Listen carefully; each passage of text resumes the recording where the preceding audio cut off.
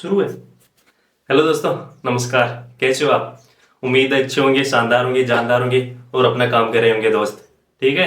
तो दोस्तों, आज हमें जो सीरीज लाए हैं वो फिर से इतिहास के रूम में है। हम उसी को जो है वो कंटिन्यू कर रहे हैं। पीछे हमने जो 2 क्लास ली थी वो जैसे हम विजयनगर साम्राज्य और बहमनी साम्राज्य के रूम में ली थी, जिसमें से हमने पढ़ा था विजयनगर में कृष्णदेव राय को पढ़ा था और बहमनी साम्राज्य में हमने हसन खां गंगू, जो ताजुद्दीन फिरोज है, ऐसे कुछ शासकों को हमने जो पढ़ा था। ठीक है। और आज हम उसी को कंटिन्यू कर रहे हैं। तो हमें एक रियासत के बारे में पढ़ेंगे जो मैसूर के नाम से प्रसिद्ध है ना। और वो एक कर्नाटक के क्षेत्र में आती है। ठीक है। तो चलते हैं दोस्तों, हम इस पे लिखा भी है कि जो मैसूर रियासत है वो उसके बारे में मैं पहले मतलब इसके ये जो लिखा है इससे पहले मैं आपको मतलब थोड़ा सा इसका जो बैकग्राउंड है इसके बारे में मतलब लिख के बताता हूँ तो कि ये कैसी है। दरअसल हमने पढ़ा था कि जो जब इन चीजों की जो स्थापना हो रही थी तो दिल्ली में कौन रूल कर रहा है? दिल्ली सल्तनत। और दिल्ली सल्तनत में जो है शासक है वो मोहम्मद बिन तुगलक है। ठीक है। यानी तुगलक जो डायनेस्टी है वो पूरे भारत पर रूल कर रही है। लेकिन हम देखते हैं कि जो मोहम्मद बिन तुगलक है वो मतलब एक कमजोर शासक है। कमजोर शासक होने के कारण हमने पीछे देखा भी था कि विजयनगर साम्राज्य और बहमनी साम्राज्य जैसी हमें जो रियासत है, जो पावरफुल रियासत है, वो उभर कर सामने आती है। ठीक है। जैसे हम ये भारत है, ठीक है। यहाँ पे जो दिल्ली है, दिल्ली में जो रूल है वो कौन कर रहा है? मोहम्मद बिन तुगलक, यानी एमबीटी, यानी तुगलक डायनेस्टी का जो राज है। लेकिन ये कमजोर है, ये पूरे भारत को संभाल नहीं पा रहा है। ठीक है। क्योंकि इसके आसपास में ही खुद की ये वो बहुत भयंकर तरीके से विद्रोह हो रहे हैं, तो ये संभाल नहीं पा रहा है। ठीक है। लेकिन जब ये नहीं संभाल पा रहा है तो नीचे जो 2 शक्तियां उभर कर देखने को मिलती है। एक तो हम पढ़ते हैं कि विजयनगर साम्राज्य, एक बहमनी साम्राज्य। ठीक है। ये 2 जो शक्तियां है वो हमें देखने को मिलती है। ठीक है। फिर हम देखते हैं कि जो विजयनगर साम्राज्य का भी मतलब ये टुकड़े हो जाते हैं। बहमनी साम्राज्य के हम 5 टुकड़े हो जाते हैं। हम 5 टुकड़ों के बारे में पढ़ा था कि लास्ट में जाकर तो 5 भागों में बढ़ जाता है। जैसे बरार है, बिद्र है, गोलकुंडा है, अहमदनगर है, इन 5 भागों में टूट जाता है। ठीक है। ये विघटित हो जाता है जब 23 जनवरी 1565 को 23 जनवरी 1565 को जब तालीकोटा का युद्ध हम देखने को मिलता है हमें। तालीकोटा का युद्ध, तालीकोटा का युद्ध बोलते हैं, बन्नीगट्टी का युद्ध बोलते हो। जब ये युद्ध होता है तो ये साम्राज्य बिल्कुल कमजोर हो जाता है। जब विजयनगर कमजोर होता है इस युद्ध के बाद में तो मतलब इनमें से एक रियासत निकल कर आती है जिसे हम मैसूर रियासत के नाम से जानते हैं। ठीक है। मैसूर रियासत का है कर्नाटक में, और मैसूर रियासत में जो है शासन होता है वाडियार वंश का। ठीक है। इसको मैं मिटा देता हूं। मैसूर में जो यहाँ पे मैसूर एक रियासत है, मैसूर रियासत है यहाँ पे। और मैसूर में जो शासक है वाडियार वंश का शासन है। और वाडियार वंश में जो राजा है, जो रूल कर रहा होता है, वो चिक्का राजा है। और चिक्का राजा चिक्का एक उपलब्धि है। ठीक है। और असल में उसका नाम होता है कृष्णदित्य, यानी चिक्का राजा का यहाँ रूल है मैसूर में। चिक्का राजा कृष्णदित्य, कृष्ण सेकंड या कृष्णदित्य। ठीक है। चिक्का एक उपलब्धि है। जैसे हमें केरल के जो राजा है उसको जमोरिन बोलते हैं, यानी कालीकट के राजा को जमोरिन बोलते हैं। उसी प्रकार से चिक्का एक उपलब्धि, एक मतलब आगे वो टाइटल है जो उसके नाम पर वो जो राजा है वो रूल कर रहा होता है, कृष्णदित्य। लेकिन कृष्णदित्य वो मैसूर में क्या है, एक अयोग्य शासक है। इसलिए जो इसकी जो कृष्णदित्य एक अयोग्य शासक है। इसलिए जो इसकी जो शक्तियां हैं इनके 2 सेनापति के हाथों में होती है। एक का नाम होता है नंदराज, एक का नाम होता है देवराज। और इस नंदराज के मतलब इन दोनों में जो टक्कर चलती है तो ये दोनों आपस में एक मतलब अपने आप को जो सामने लाते हैं, मतलब कौन ज्यादा पावरफुल है। तो इसका जो एक सेनापति हुआ था उसका नाम था हैदर अली। हम दरअसल हैदर अली को ही पढ़ेंगे। इस मैसूर में हैदर अली और 2 ही शासक है, हैदर अली और इसके बेटा जो टीपू सुल्तान, इसको ही देखेंगे। ठीक है। जब हैदर अली सेनापति होता है तो धीरे धीरे इसके पास में शक्ति आती है, और वो शक्तियां इतनी आती है कि मतलब ये नंदराज को मार देता है। नंदराज को मारकर खुद है वो मैसूर का जो शासक है वो उभर कर सामने आता है। ठीक है। तो इसके हमें जो 4 आंगल मैसूर युद्ध पढ़ेंगे जो हमें अंग्रेजों के साथ देखने को मिलते हैं। अब ये अंग्रेजों के साथ टक्कर क्यों होगी? स्वाभाविक बात है, जैसे ये भारत है, यहाँ पे मैसूर है, यहाँ पे जो मद्रास में अंग्रेज बैठे, ऊपर है मराठा, ये जो मराठे, और नीचे यहाँ पे जो हैदराबाद की जो निजाम है वो है। अब यहाँ पे शासन किसका है? हैदर अली। हैदर अली एक छोटा मोटा एक सेनापति हुआ करता था, और धीरे धीरे वो मतलब नंजराज को भी मारकर ही खुद ही वो जो सत्ता की बागडोर वो खुद ही के हाथों में ले लेता है। हैदर अली बहुत बड़ा पावरफुल शासक हुआ, उसने मैसूर की जो शक्तियां अपने हाथों में ले ली। अब वो इतना बड़ा शासक हुआ कि उसकी तुत्ती मतलब दूर दूर तक बोलने लगी थी, वो मराठों को भी कुछ नहीं समझने लगा। उत्तर भारत में उसकी मतलब उसकी दुग्ध गुम्बिया वो बजने लगी थी। और ये जो हैदराबाद में भी हैदराबाद के निजाम है उससे भी जगह गुना वो मतलब एक पावर के रूम में उभर कर सामने आ रहा था। तो ऑब्वियसली बात है, जब लड़ाई हक्की आती है तो अब लड़ाई तो होगी। ठीक है, यहाँ पे मद्रास है। अब जो मराठा है, मराठों को भी ये बात करने लगी थी, यार ये मैसूर है, ये आगे बढ़ रहा है। ठीक है, और हैदराबाद वालों को भी दिक्कत होने लगी। तो ज्यादा दिक्कत किसको होती है? अंग्रेजों को दिक्कत होती है यहाँ पे। ठीक है, क्योंकि वो मैसूर हैदर अली क्या है कि वो फ्रांसीसियों के साथ में उनकी जो ज्यादा बनती है। हम देखते हैं कि उसका जो बेटा है उसको भी मतलब फ्रांसीसियों के साथ बनती है। वो तो मतलब टीपू सुल्तान तो एक जेकोबिन क्लब का सदस्य हुआ करता था, उसकी चर्चा हम आगे करते थे। जेकोबिन क्लब एक मतलब एक पार्टी है फ्रांस की, तो उसका भी वो सदस्य हुआ करता था, यानी काफी ज्यादा फ्रांसीसियों के साथ उनकी बनती थी। तो जब फ्रांसीसियों के साथ किसकी नहीं बनती? अंग्रेजों की नहीं बनती। तो अब जब भी टीपू सुल्तान या हैदर अली फ्रांसीसियों की सहायता करेगा तो हैदर मतलब अंग्रेजों को दिक्कत होगी। तो दिक्कत है मतलब दिक्कत होना इनको स्टार्ट हो जाती है। तो हमें वो 4 जो आंग्ल मैसूर युद्ध है वो देखने को मिलते हैं, जिसमें से जो हम फटते की जैसे प्रथम आंग्ल मैसूर युद्ध है, प्रथम आंग्ल मैसूर युद्ध ये जो हुआ था 1767 से 1769 तक। फिर दूसरा है दूसरा आंग्ल मैसूर युद्ध,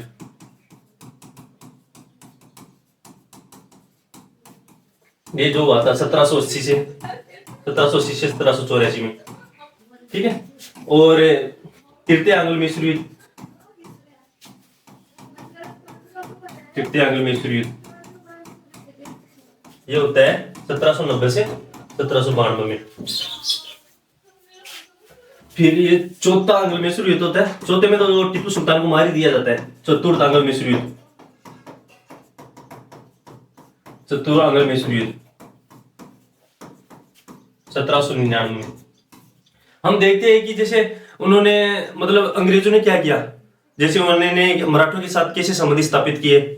ये जो बंगाल है, पीछे हमने पढ़ा, बंगाल के साथ उसने कैसे संबंध स्थापित किए, और उन्होंने मतलब मुगलों के साथ कैसे संबंध स्थापित किए। उसी प्रकार से उन्होंने जो अंग्रेजों ने मतलब टीपू सुल्तान और हैदर अली के साथ क्या संबंध किए। ओबियसली बात है, क्योंकि एक म्यान में 2 तलवार तो रह नहीं सकती। अब अंग्रेज ही जो मैसूर को वो मतलब हड़पना चाहते हैं। दरअसल कहने का मतलब ये है, क्योंकि हमने देखा कि वो मराठों को भी मतलब वो पेशवा के जो पद को वो समाप्त कर देते हैं, और बिठूर में थोड़ी सी जगह पे वहां पे वो पेंशन देना स्टार्ट कर देते हैं। ठीक है, उसी प्रकार से अब जो बंगाल को पढ़ा था हमने, बंगाल को कैसे सिराजुद्दौला को हराया गया, कैसे वहां पे जो कठपुतली वो शासक वो बनाए, बाद में मतलब बंगाल पे उन्होंने लास्ट में पूरा अधिकार कर लिया। उसी प्रकार से ये अंग्रेज है ना सारी मतलब इनको मैसूर को भी जो है हड़पना चाहते हैं। ठीक है, और यहाँ पे 1799 यहाँ पे ये जो 4 है वो आंग्ल मैसूर युद्ध हुए थे। ठीक है, तो अब हम मतलब ये तो हमने बता दिया। ठीक है, अब हम इसकी जो है वो ये भी पढ़ लेते हैं। ठीक है, मैसूर जिसकी राजधानी होती थी श्रीरंगपट्टनम। मैसूर में वाड़िया वंश का राजा था, हमने देखा। सिक्का राजा कृष्णद्वितीय एक अयोग्य राजा था, अतः मैसूर की सत्ता नंदराज और देवराज के हाथों में थी। 1761 ईस्वी में मैसूर के एक सैनिक अधिकारी हैदर अली ने सत्ता पर अधिकार कर लिया। ठीक है, ऑब्वियसली बात है, जब मतलब शासक कमजोर होगा तो उन शक्तियां सेनापति के हाथों में आएगी। मैं पहले भी बताया था कि जब हमने मराठों में पढ़ते हैं, तो मराठों में जब छत्रपति की शक्तियां जब पावरफुल में होती है तो पेशवाओं की शक्तियां कमजोर होती है। लेकिन धीरे धीरे जब पेशवाओं में जैसे बालाजी बाजीराव आता है तो उनकी जो शक्तियां हैं वो उभर कर हमें देखने को मिलती है, तो छत्रपति की जो शक्तियां वो कमजोर हो जाती है। ठीक है, उसी प्रकार से वो जो इनकी जो शक्तियां कमजोर होगी तो इनकी सेनापति जो हैदर अली, अब हैदर अली क्या बनता है, जहां मैसूर का शासक बनता है। ठीक है, 1755 ईस्वी में फ्रांसीसियों की सहायता से हैदर अली ने डिंडीगुल पर एक सस्ता यानी तोपखानों का स्थापित किया। तोपखानों का जो निर्माण है उसने वो किया। अब जब फ्रांसीसियों के साथ वैसे अंग्रेजों की नहीं बनती, अब वो किसकी सहायता से कर रहा है हैदर अली, फ्रांसीसियों की सहायता से, तो ऑब्वियसली उनके जो हक अब टकराने लगेंगे अंग्रेजों के और जो हैदर अली के। ठीक है, फिर जब मतलब ये फ्रांसीसी के साथ ऐसे वो जो मतलब शस्त्रागार स्थापित कर रहा है, तो अब युद्ध होंगे। तो इसने प्रथम आंग्ल मैसूर युद्ध हुआ जो 1767 से लेकर 1769 में। वह कहते कि मतलब जब ये युद्ध हुआ तो मतलब प्रथम आंग्ल मैसूर युद्ध हुआ तो अंग्रेज कहाँ बैठे, मद्रास में। तो उन्होंने जो युद्ध स्टार्ट किया, जब युद्ध स्टार्ट किया तो जो हैदर अली ने मराठा और निजाम को अपने पक्ष में कर लिया। अपने पक्ष में करके उन्होंने जो युद्ध में आया था क्लाइव, तो उसको मतलब मद्रास तक के पीछे धकेल देता है ये हैदर अली, इतना मतलब पावरफुल होता है। ठीक है, तो अंग्रेजों ने हैदराबाद में मराठों के साथ एक गठबंधन बनाया, मैसूर पर आक्रमण किया। हैदर अली ने अपनी कूटनीति से गठबंधन को तोड़ दिया तथा उसने मद्रास पर आक्रमण कर दिया और उसने अंग्रेजों को हरा दिया। अब जो अंग्रेज है मद्रास में हार गए, तो संधि किसकी होगी, मद्रास की संधि। तो ये युद्ध है ना मद्रास की संधि पर समाप्त होता है, मद्रास की संधि पर समाप्त होता है। यानी जब ये युद्ध कौन जीता है, हैदर अली।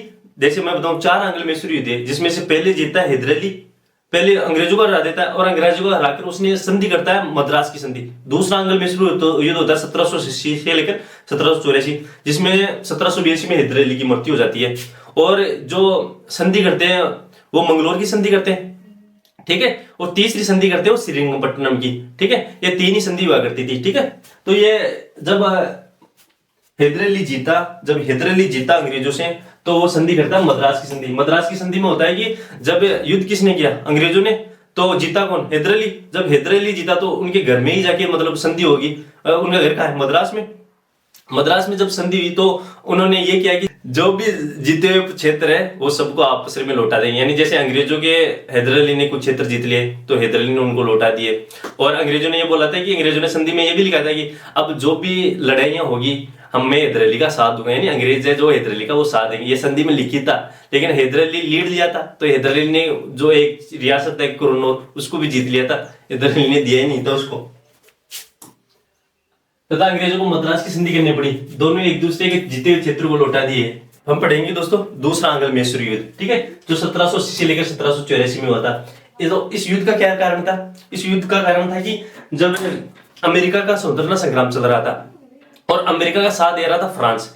ठीक है, तो अब अमेरिका का साथ फ्रांस दे रहा है तो इंग्लैंड वालों को दिक्कत हुई, क्योंकि जो गुलाम बना रखा था अमेरिका को इंग्लैंड वालों ने बना रखा था। और अपने को भी जो है यहाँ पे अपना भी जो उपनिवेश है भारत में वो इंग्लैंड वाले ही थे। अब मतलब जब फ्रांस के अमेरिका की सहायता कर रहा है तो उनको जो दिक्कत होती है, तो वो दिक्कत जहां कहीं भी जो अंग्रेज और फ्रांस हो गए वहां सब जगह होगी।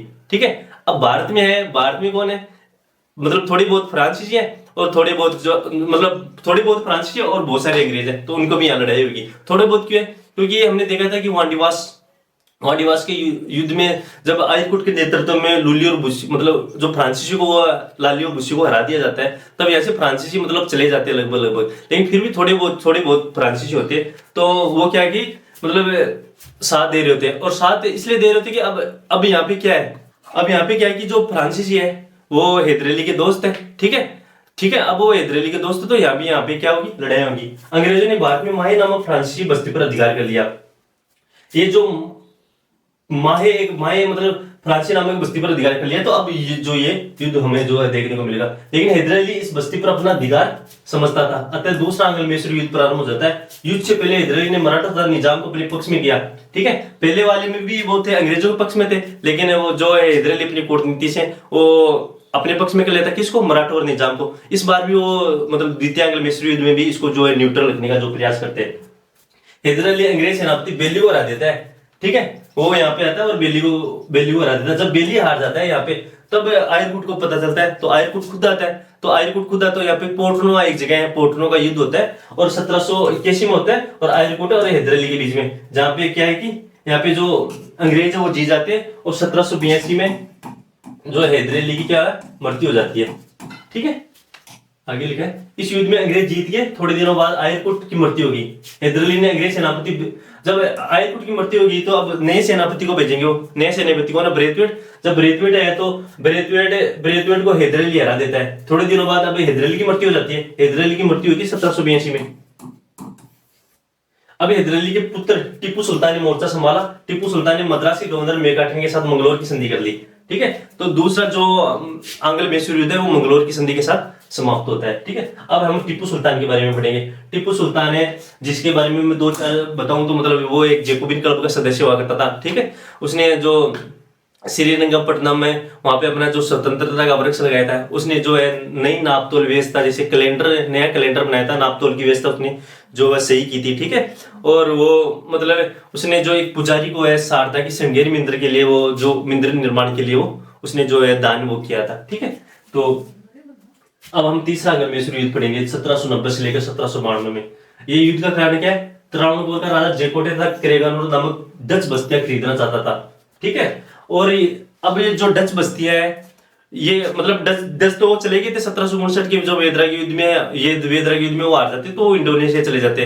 अब वो क्या है कि जहां पे जैसे ये डच है, डच की जो बस्तियां है क्रेगानोर और जेगाटे, वो किस रियासत के अधीन आती है? टीपू सुल्तान के अधीन आती है। लेकिन वो खरीदना कौन चाहता है? त्रावणकोर का राजा। और त्रावणकोर के राजा को कौन बोलते हैं? अंग्रेज। कि आप तो ऐसा ऐसा मतलब टीपू सुल्तान की वो थोड़ा बहुत कर रहे हैं, मतलब तंग कर रहे हैं उसको। त्रावणकोर का राजा जेकोटे तक क्रेगानोर नामक डच बस्तियां खरीदना चाहता था। ये डच बस्तियां कोचीन रियासत में स्थित थी, और जो कोचीन रियासत है वो टीपू सुल्तान खुद की जो अंडर मतलब टेरिटरी में मानता था। ठीक है, टेरिटरी में। अतः टीपू सुल्तान ने इसका विरोध किया क्योंकि वह कोचीन रियासत को अपने अधीन मानता था। अंग्रेजों ने त्रावणकोर के राजा का समर्थन किया। ओबियसली तो जो त्रावणकोर के राजा को अंग्रेजी बोल रहे थे कि आप तो खरीद लो, फिर हम देख लेंगे जब युद्ध होगा तो। ठीक है, Bengali governor general Lord Collins ने मराठों तथा निजाम के साथ मिलकर त्रिकूट का निर्माण किया। अब की बार वो जो है मराठे और निजाम को उसने अपने अधीन किया। ठीक है, अपने अधीन किया और उनको बोला मराठा और निजाम को, ठीक है, कि आप अब की बार ना मतलब टीपू सुल्तान के जो है उसकी तरफ मत चले जाना। ठीक है, अब हमें टीपू सुल्तान को हराएंगे और उसका जो है मतलब जो आधा राज्य है मतलब आपस में बांट लेंगे। ठीक है, तो मराठा और निजाम को क्या चाहिए था? मराठों को तो वैसे ही मतलब जो पैसों से मतलब हुआ करता था, तो वो तो चाहते ही थे कि कुछ ना कुछ तो मिलेगा ही। ठीक है, अब है वो जो है टीपू सुल्तान ने अंग्रेज सेनापति मिडोस को हरा दिया पहले। कार्नवालिस स्वयं, अब जो मिडोस को हरा देता तो कार्नवालिस को दिक्कत होती है, तो कार्नवालिस खुद आता है। कार्नवालिस स्वयं श्रीरंगपट्टनम पर आक्रमण कर देता है। टीपू सुल्तान को निर्णायक रूप से हरा दिया गया। उसके साथ श्रीरंगपट्टनम की संधि हुई। अब जो टीपू सुल्तान है उसके साथ वो श्रीरंगपट्टनम की संधि हुई। अब संधि में क्या हुआ कि जो टीपू सुल्तान को उसको युद्ध हर्जाना भरना पड़ेगा। युद्ध हर्जाना के रूप में 3 करोड़ रुपए उसको युद्ध हर्जाना लगाया गया। ठीक है, उसके जो आधे क्षेत्र पर मतलब अंग्रेजों ने अधिकार कर लिया और आधे क्षेत्र को 3 भागों में बांट लिया था। जो 3 भाग इस प्रकार है। पहला भाग है मतलब अंग्रेज कौन सा ले लेते हैं? एक तो ले लेते हो डिंडीगुल, 12 माइल और मालाबार। ठीक है, और वो मराठों को क्या देते हैं? मराठों को देते हैं तुंगभद्रा, जो तुंगभद्रा नदी है उसका ऊपरी भाग, और निजाम को देते हैं वो कृष्ण नदी के जो निचला वो भाग है। ठीक है, फिर टीपू सुल्तान को जो 3 बेटों को गिरफ्तार कर लिया जाता है और मतलब भयंकर तरीके से श्रीरंगपट्टनम पर मतलब भयंकर तरीके से वो अधिकार कर लेते हैं। कौन? अंग्रेज। और बाद में हम देखते हैं कि फिर चतुर्थ आंग्ल मैसूर युद्ध होता है 1799 में। कारण क्या था? कारण यह था कि जो टीपू सुल्तान है वो फ्रांसीसियों की मदद से लेकर अंग्रेजों को बाहर निकालना चाहता है, और इसका बहाना कौन बनाता है? Lord Wellesley. लॉर्ड वेलेस्ली आता है और उसको बहाना बनाकर वो आक्रमण कर देता है श्रीरंगपट्टनम पर। और श्रीरंगपट्टनम पर जब आक्रमण करता है तो टीपू सुल्तान लड़ता हुआ मारा जाता है। ठीक है, जब लड़ता हुआ मारा जाता है तो टीपू सुल्तान के मतलब जो वहां पे जो लोग थे वो बोलते हैं अंग्रेजों को, यार हमारे राजा को आप कैसे मार सकते हो? तो उसने बोलता है कि ये टीपू सुल्तान आपका राजा थोड़ी ना था। तो फिर कौन था? कि टीपू सुल्तान से पहले कौन था? कहते हैदर अली से पहले कौन था? कहते हाँ हमारा चिक्का राजा का वो शासन हुआ करता था।